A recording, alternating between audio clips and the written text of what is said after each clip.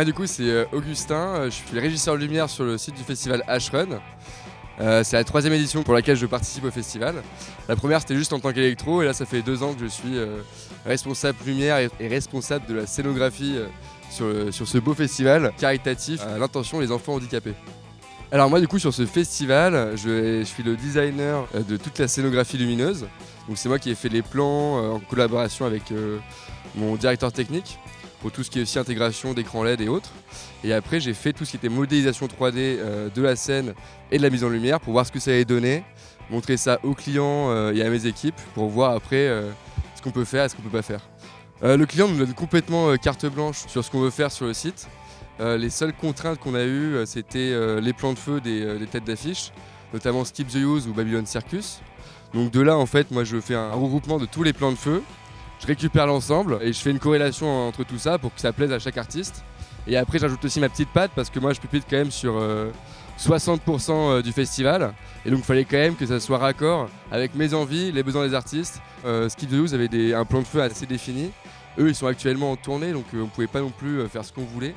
Donc il y a certains ponts qui sont vraiment dédiés à Skip the Use, que je vais pouvoir utiliser après et que les autres artistes pourront aussi utiliser. Mais les grosses contraintes c'était ça.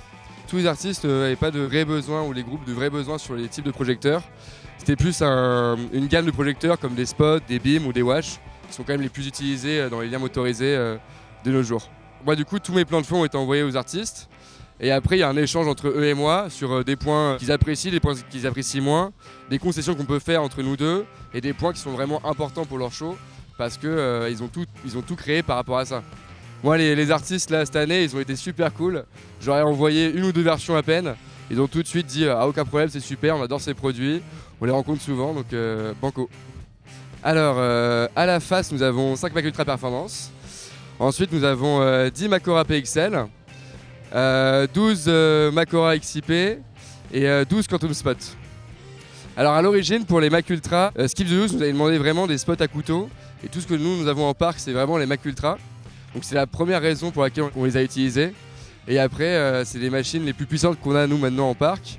Elles ont un flux qui est hyper impressionnant. On a plus de 44 000 lumens je crois. Après le Mac Ultra ce qui est chouette c'est qu'elle a une super belle colorimétrie.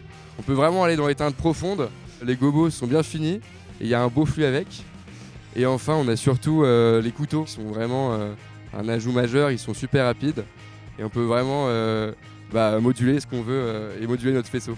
Alors les Macora PXL, c'est ce que j'aime beaucoup avec cette gamme-là, c'est que c'est des wash qui ont un gros flux, qui sont légères et assez petites. Elles ont une rapidité d'action qui est quand même assez intéressante comparée à leur ancienne génération, les Quantum Wash. Et après pouvoir jouer justement sur ces doubles faisceaux entre l'aura et la wash tout court, on peut vraiment faire des tubes lumineux et créer vraiment une nouvelle scénographie, l'intégrer dans l'ensemble.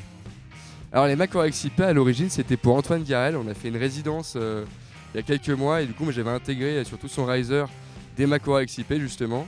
C'était comme pour même raison que pour la PXL, sauf que ce produit là au moins il est IP et en plus il est plus petit, donc ça permet de s'adapter à tout type de salle. Moi je trouve ça super chouette du coup d'avoir carte blanche sur un tel projet qui est quand même assez faramineux.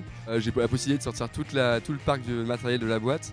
Bien sûr on est quand même limité parce qu'on a un budget à tenir compte, mais c'est une vraie chance, c'est un vrai bonheur de bosser avec une super équipe et de super produits.